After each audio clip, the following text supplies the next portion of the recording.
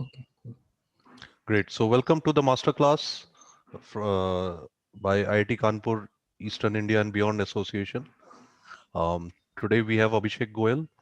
Abhishek is a graduate from IIT Kanpur, Computer Science, and he's worked with Yahoo and Amazon before joining Excel and then starting Tracxn in various avatars, Excel, Tracxn, and personally, he has invested in over 100 startups over the last 13 years, which includes names like Flipkart, Delivery, Rupee, Gamescraft, Airmeet, and Laughs. So, without wasting any time, let's hand it over to Abhishek. He'll guide us through all about early stage funding. Go ahead, Abhishek. Thanks, Avinash, for hosting me and Prasanjit for inviting me to this series. This is a topic which is very close to my heart, so I'm really excited to sort of be talking about it. So I'll start with a quick introduction. So I graduated in 2002, IIT Kanpur, Computer Science. Um, Worked in programming jobs for first 5 years. Worked with Yahoo. Worked with Amazon. I was among like youngest CTO to become a CTO in my batch. So I ran a team of 100 engineers when I was like 4 years out of school. And uh, through serendipity, I ended up joining Excel right after a programming job, which is a very unusual transition for most people. And this was 2008 when like internet was really young in India, and Excel was starting to sort of look internet at very closely. And so they found me. I worked with Yahoo and Amazon, so they thought that I'd know a little bit more about internet in US, and I could sort of help them in that journey. So I had the fortune of seeing this ecosystem evolve in last 13 years. So 3 years at Excel between 2008 to 10. This is where I ended up scouting Flipkart for them. And then 2011, early I left and I wanted to be a founder. So I started Urban Touch during that period. That was a beauty e-commerce company. And so that journey ran for 2 years. It was an early exit. And then 2013, me and Neha started Tracxn, um, which is where sort of I looked at the ecosystem from a different perspective, which is where I was a founder trying to raise money. And during these two journeys over last 10 years, we have raised money from funds like Axel, Sequoia, Prime, SAF Partners, BNext, 314, VH Highway, and we raised money from angels like Mr. Ratan Tata, Nandan Likni, Sachinan Beni Bansal, Girish from Freshtest, Kamit Ranjan from ShiteShare, and there are a bunch of 15 other angels in the company. So I had my share bit of experience with pitching to these people and figuring out what they like, what they don't like.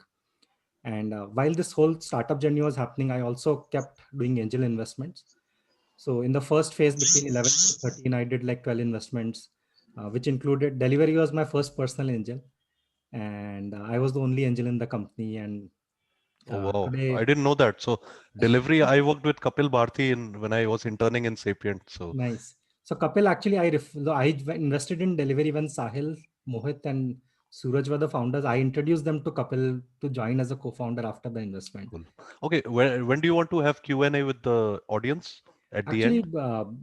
what I would recommend people is to start posting questions in chat, Okay, and we can then figure out logistics of how I get to see them, because I don't really see the chat boxes right now. no worries. I'll keep track of the chat. And Avinash, you can pause me in between and ask some of those questions where they're relevant, or if you have a question, that is the format that has typically works best for me. And Go so ahead. that was there. And from 2000, like 11 to 14, I did personally. So I did delivery, travel triangle. And then I wanted to do it at a larger scale. So we raised some external capital and launched Tracxn Labs, which was a 20 crore fund. We invested in 65 companies through that. And that saw companies like Rupeek, Airmeet, Yulu, Darwinbox, Innovator. Um, and then 2020 onwards, like last 12 months, I've been investing personally again. And this last year, I did roughly 30 investments across across the year, which included company like Loves, Gamescraft, Lucene Tech, Newton School. These are some of them. And also, so that was a perspective of investing as an angel. And then last one, like Tracxn as a company actually is a platform. We call it Bloomberg for private investors. Like Bloomberg solves data problem for public markets. So we solve the data needs of private market investors. So we have customers across 40 countries. So who's who of venture industry are our customers. Like Andreessen is a customer, Greylock is a customer. So all the large, like we have funds across 40 countries. We have a lot of M&A teams that work with us. So you also get to see how they look at the world, what kind of companies they like, they don't like. So I fortunately got not only to see this world as a VC, as a founder, as well as angel, and also sort of a bird's eye view with respect to being a service provider to all these people. And a lot of very large tech M&A groups actually work with us to look at investment or acquisition opportunities because of our platform now.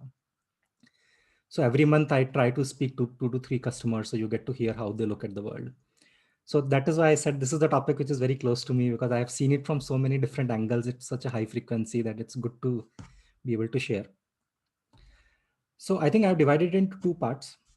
First is where I talk about how investors evaluate in companies, and then I would talk you through some examples.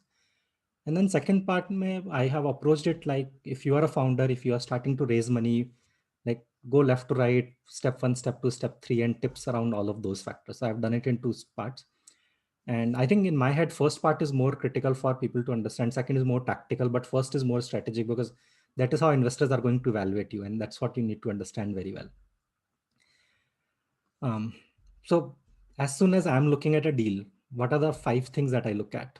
So first is founder, uh, market, defensibility, scale, execution, and timing is a smaller point, so I don't count it in the bigger part. You can also put it as a subset of market, but I wanted to call it out separately, so I put it as okay. So these are 5 broad things that one will sort of think around, and they will want to see check boxes in each of these. So as soon as a deck comes to me or I get introduced to a company, I first start thinking about a founder key. How do I think about them? So first is everybody wants to see highs in their journey, right? It may not, people want to see in some ways where have you raised bar. It can be in your academics, it can be in your professional journey, it can also be in your fitness journey.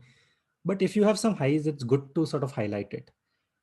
It sort of gives an indication that this person can put a lot of energy into getting something he wants. So highs are important to highlight. um, you would have heard it in multiple contexts. Your highs define you, not your bottlenecks. Like your focus on your highs. Do double down on places where you're doing well. So this is same for a founder evaluation. Second thing people want to hear is that how do these founders know each other? More often than not, there are 2 to 3 founders involved. So we will want to hear that story. How do you know each other? Where did you meet? If you have worked together in a professional setup, that is a big plus. People really like that. Uh, in first 18 months of the journey, a lot of startups fail because founders are not able to get along. They are not able to execute well with each other. So they know for a fact that you will not get stuck because of that. I think the third point is very interesting, which is how did you find this idea? And I think there are 2 3 things that they're looking to evaluate, right? So one is like, is there enough bond? Yeah, like how much founder relate to that idea? Like people talk about product market fit, people talk even more about founder market fit. Things are going to like 6 out of 8 quarters will look very ugly for a startup. So do you really want to solve that problem? That is one of the things that people look for.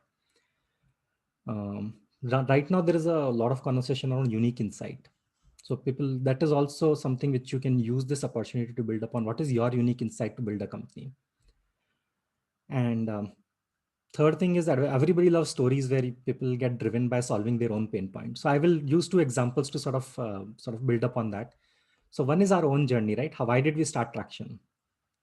So I use a story to illustrate why did we think about it. So the background is that we were investing as private market investors, and whenever we see a deal, the first question our partners would always ask is that who else exists in this market?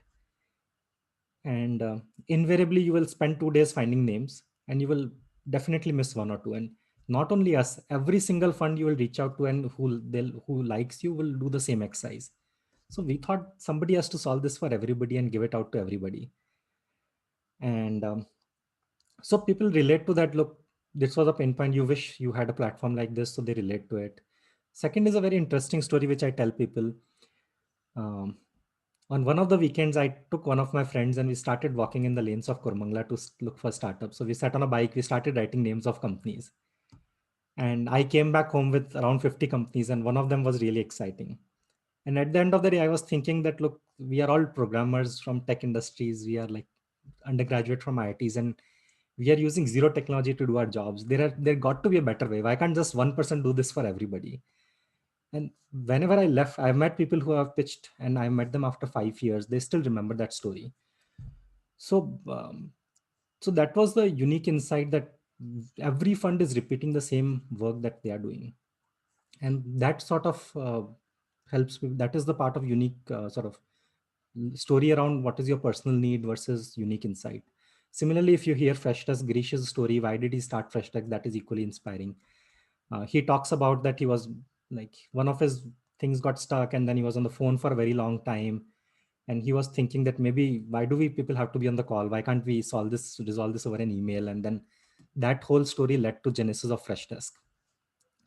So if you can, uh, how did you find this idea as to be very interesting, something you can relate to, people really like? It's not necessary condition. Like there are cases where good companies got created without that, but I think Airbnb story, if you read, that is also a very interesting story that people can relate to. Um, so that is the third thing. So how is in your resume? How do you know each other? Third is how did you find this idea? Fourth is like, which is uh, good and bad. So people, you have to be, as a founder, you have to start learning how to tell story, and it's not in a negative way. Uh, like if you read at like Frashta story or Airbnb story, how did they start? They like stitch into a story that is a little bit more easy to remember. There is you don't have to be very polished. It is not about delivering an awesome speech. It is about like stitching it together in a very interesting, memorable story. Um, I will talk about a Zomato example there. I met them in very early days in 2008 9. So we were asking them, how did you stumble upon this idea? And they were not doing food delivery then; they were just doing online menus. So he said that, look, Bain was he used to work for Bain Consulting, and he said, look, afternoon everybody wants to have lunch at 1 o'clock, and then there is no cafeteria, but you can order food online, and invariably everybody would call and then get the food delivered. So to make their life easier, admin team had pasted lot of menu cards of other restaurants on the canteen, and then people would just keep looking for their menus. And he thought that why can't I just scan it and put it on my intranet? And that got an instant hit. And that's when he thought that maybe larger audience wants it, and he starts building it. So it's a very like it's something you will remember, right? So that also talks about, and you will not need this skill just while pitching. You will need this skill when you're hiring, you are going for, and this story will be relevant even till you go IPO. So there is little bit of benefit of learning to sort of build perspective around things, build a case that like this thing will exist, right? The more you can do that, you will have an alpha while you are building this entire company.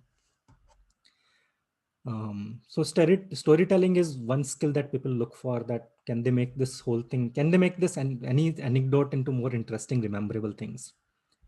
So try to do that. You don't have to stitch story on everything, but just one or two instances is also good. The other question that investors ask invariably internally is that, can this team raise money? Right? They will need to raise, if they are going to build a very large company, they will need to raise like tens of or hundreds of millions of dollars. Right? So is this somebody who can raise money? And with respect to teams, I think these are four categories which are very special mentions, like second time founders, like Airmeet, Lalit had built Common for before. He had a exit to quicker. So these kinds of founders get instant, obviously, attention from investors. The other category, which is also exciting, this is again not for junior founders, but for senior founders, that if they have become VP, CXO in a large company in a similar space. Like if you are like Salesforce guy used to work for a CRM company earlier. Freshdesk, Girish used to work for Zoho earlier. Love's Ankit used to work for Himalaya for 10 years before he started a personal kill brand. Udan, they're doing a retail company. They used to work for Flipkart. So that is something which people have seen repeatedly. Like Gamescraft founder used to work for a gaming company earlier. So there have been repeated success stories of CXOs starting and leaving in a adjacent market or very similar space. Um, sure, I'll actually, in the interest of time, I'll move faster. Second, so once the founder checkbox is done, people move to market. One of the first thing and most interesting thing is um, there's a very clear white space. When these companies come and meet us, nobody else is solving that problem. I don't know if you're familiar with Milk Basket or Daily Ninja or Fresh to Home Daily. You meet this company at that time when this all started together. Nobody else was doing it. It was a clear-cut need. There's a clear white space is a very good start.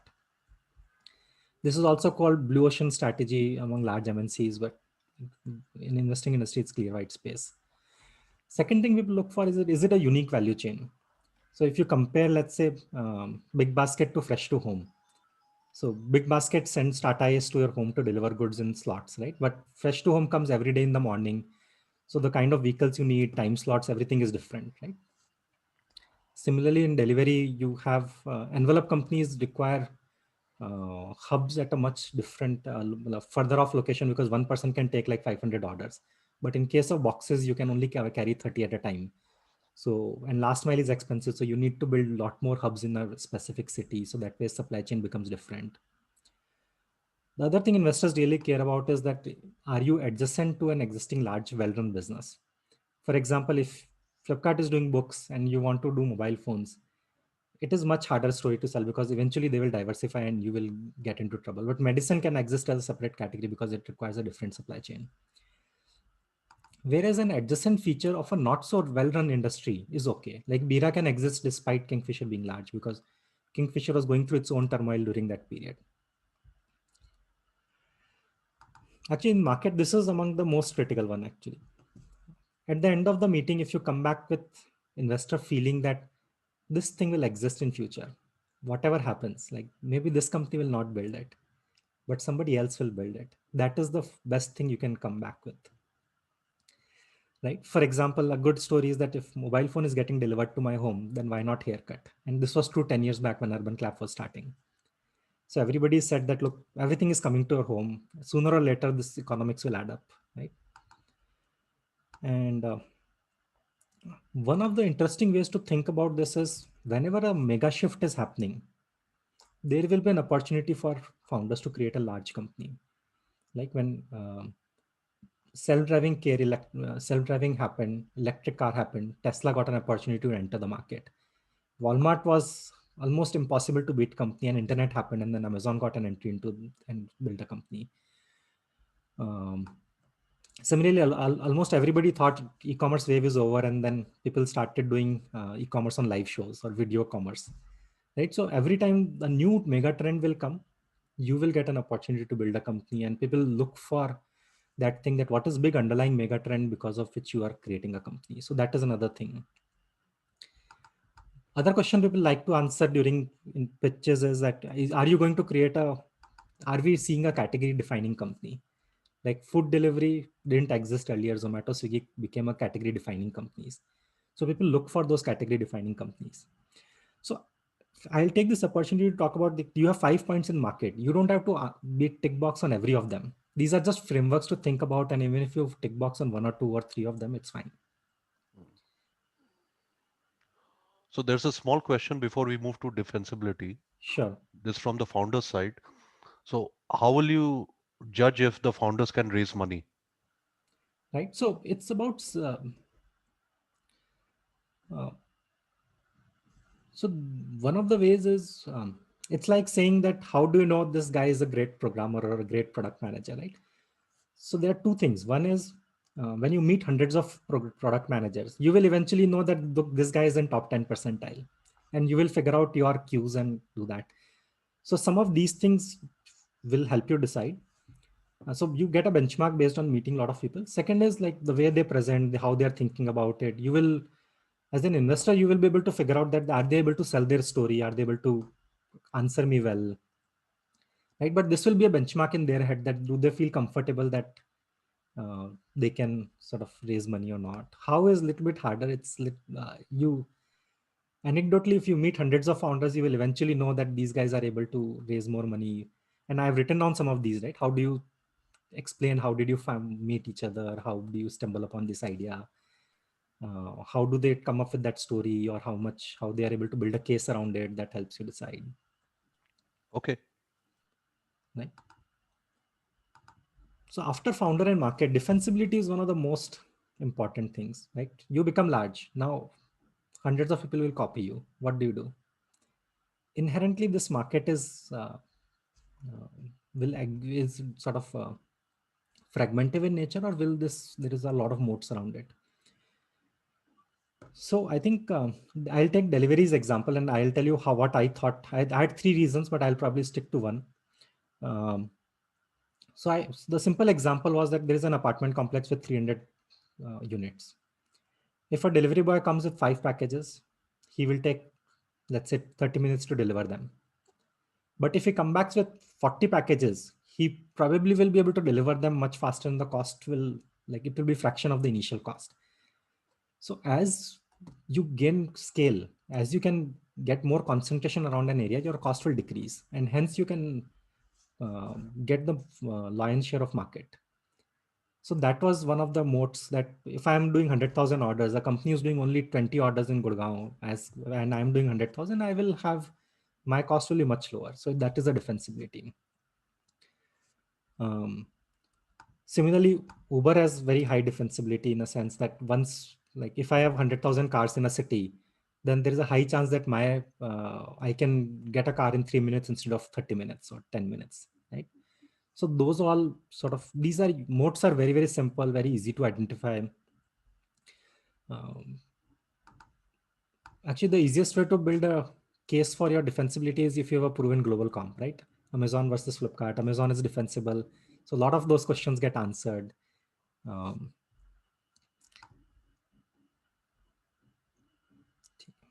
I think fourth is scale.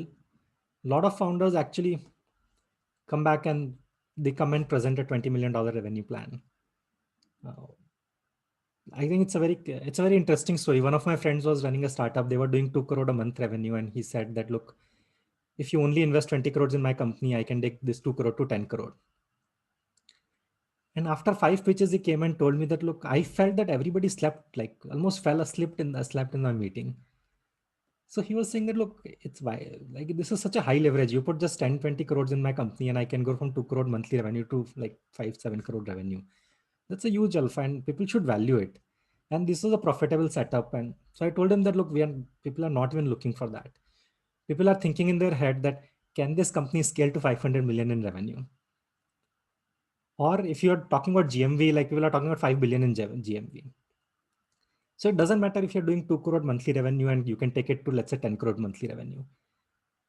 People want to hear a story where you can take it to 500 million revenue, and very few company can reach there. And this is a bull run case, right? It's not, if this company has a dream run, like, they can go into all adjacencies, little bit of geographical expansion also, they can go from India to some nearby countries also, that is all fine.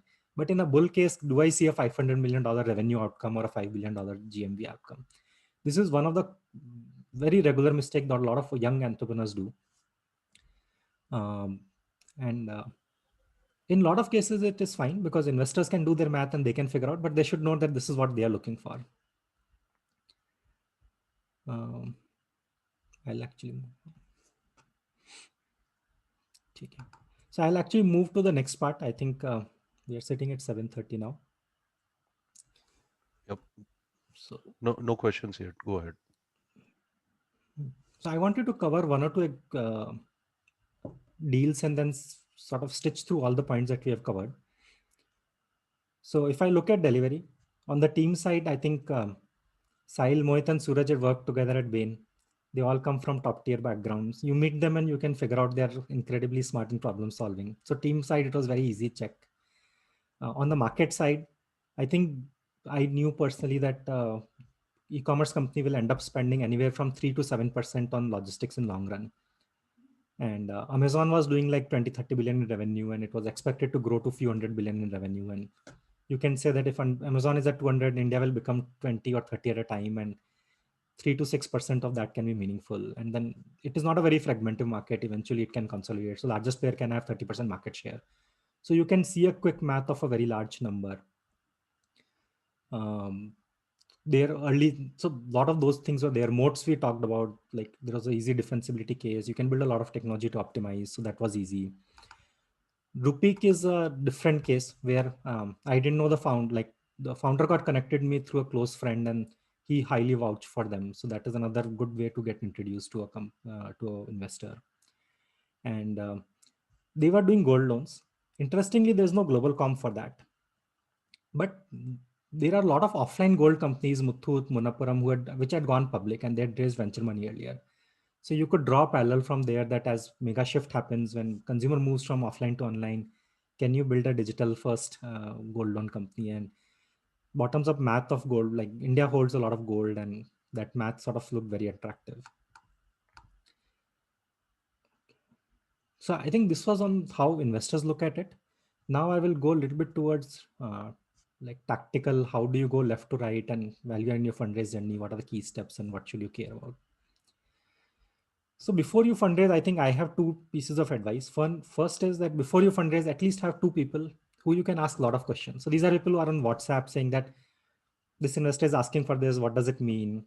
These are small questions, a lot of tactical advice. So you should have at least two people. And these two people are at least two people who have done this before themselves, or people who are a little bit seasoned angels. A lot of young founders, at least what they do is they get with their roommate, start brainstorming that using first principles, that what should we answer, what we should not answer.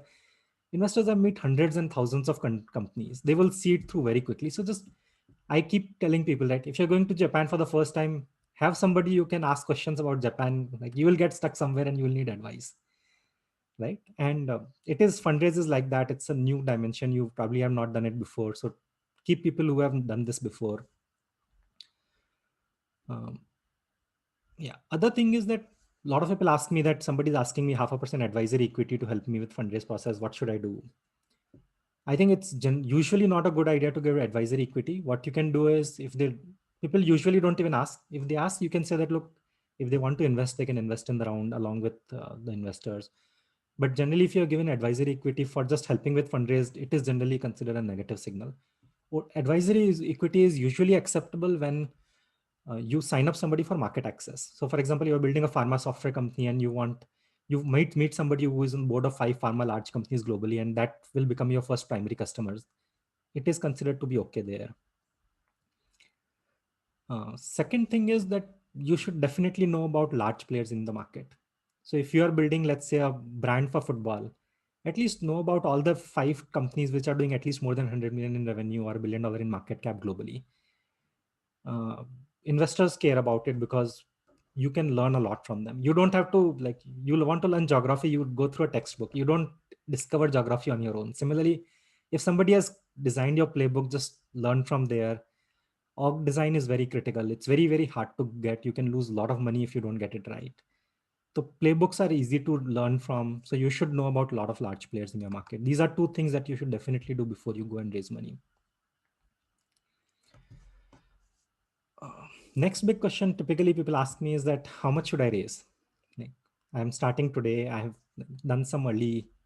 I have like few customers. Should I raise an angel round? Should I raise a Series A? Should I raise a seed round? And so I tell people that, look,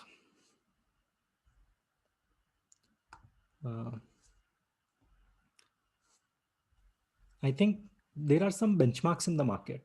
So you should know what are the usual round constructs in the market and try to follow them. There's no point of these are not things which you can solve by first principles.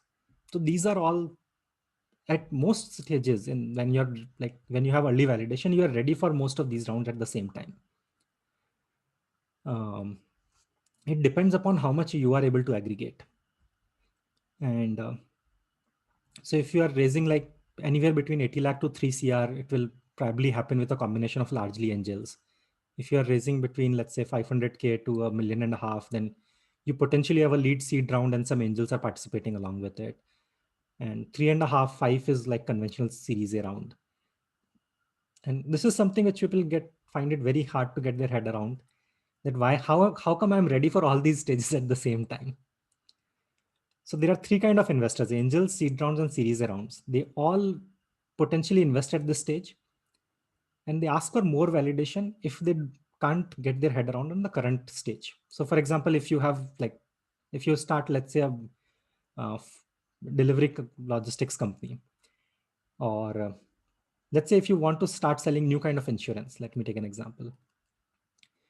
If are able to, like, if you have sold it to 10 companies and 10 customers, and you're at a certain stage, if series A guys can feel that they are able to get conviction on this, they will be okay to give you 3.5 to $5 million check also.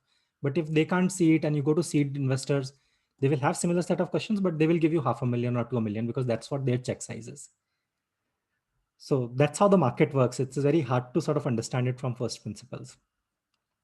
There are some common pitfalls. A lot of companies, what they do is somebody negotiates hard and they dilute 30% for X 1 CR. That is generally not a good idea, because when you go to Series A, they will see it as a negative signal. Or somebody comes and say me, look, I have built a large company earlier. I don't want to dilute only 2% for 100K. Not gonna happen. Right? So when you're raising the first round, I tell people typically that go and talk to 3, 4 funds.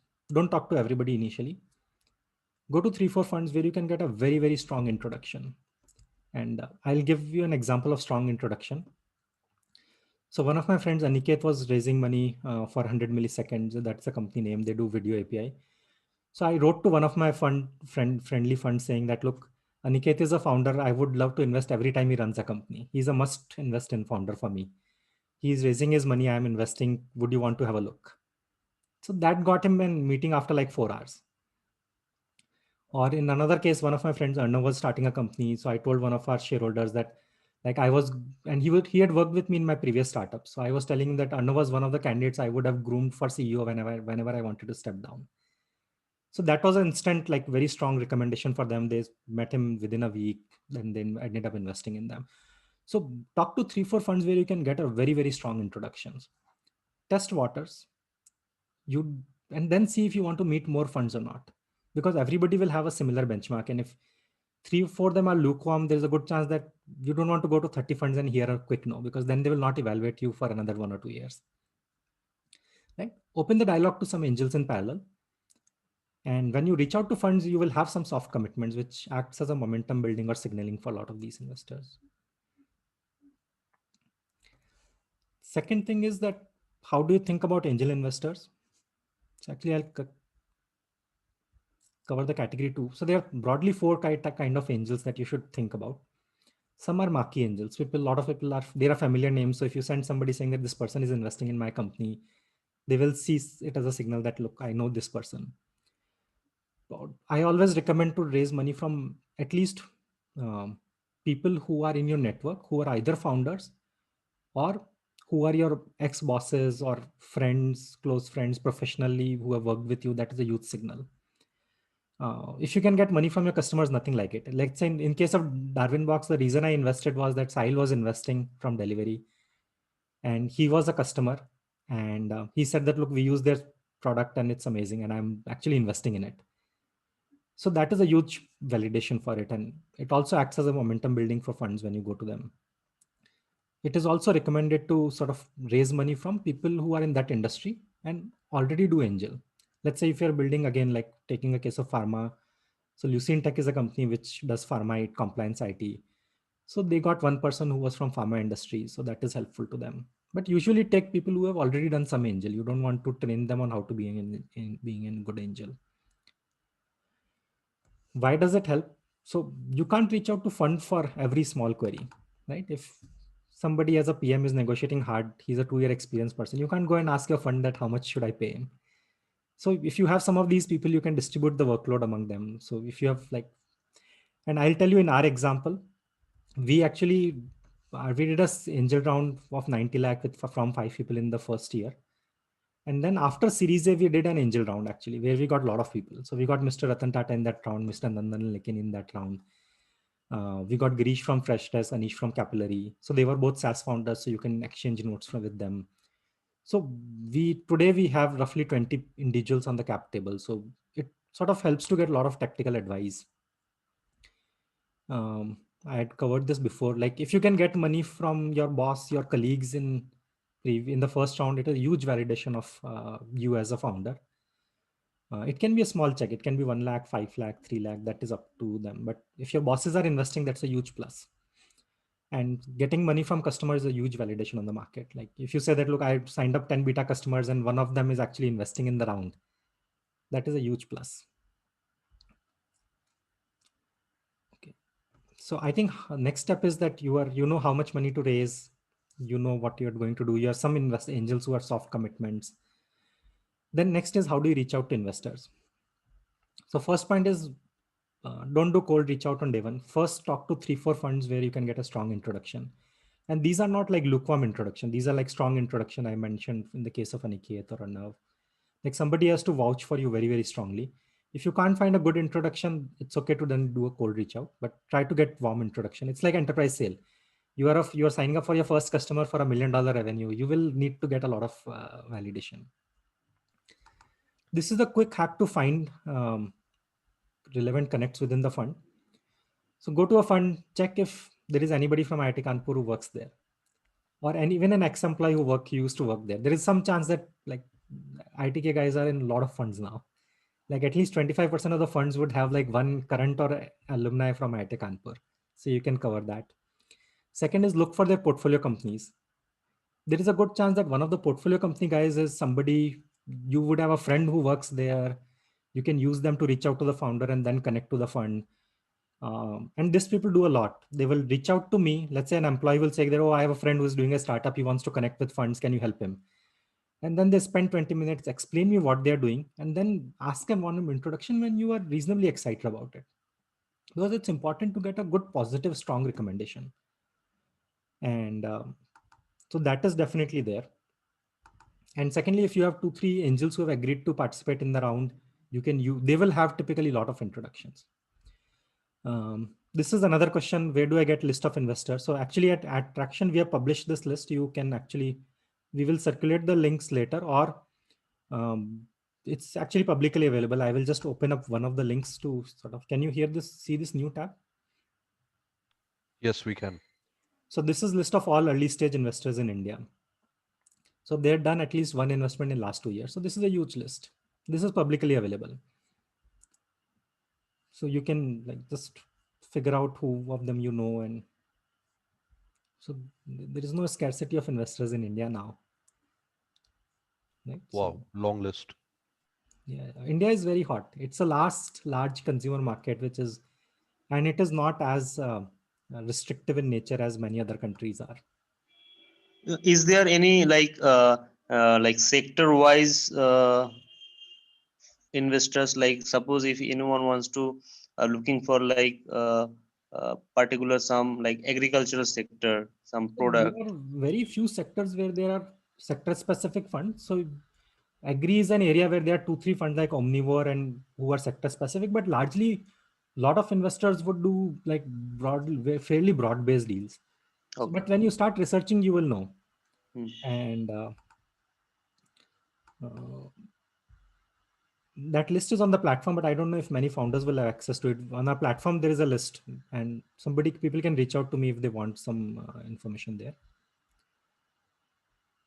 Okay, so we are sitting at 7:45. I'll try to wrap it up now. So Yeah, for some reason the 40-minute timer doesn't work now, so maybe the meeting has been extended. yeah, so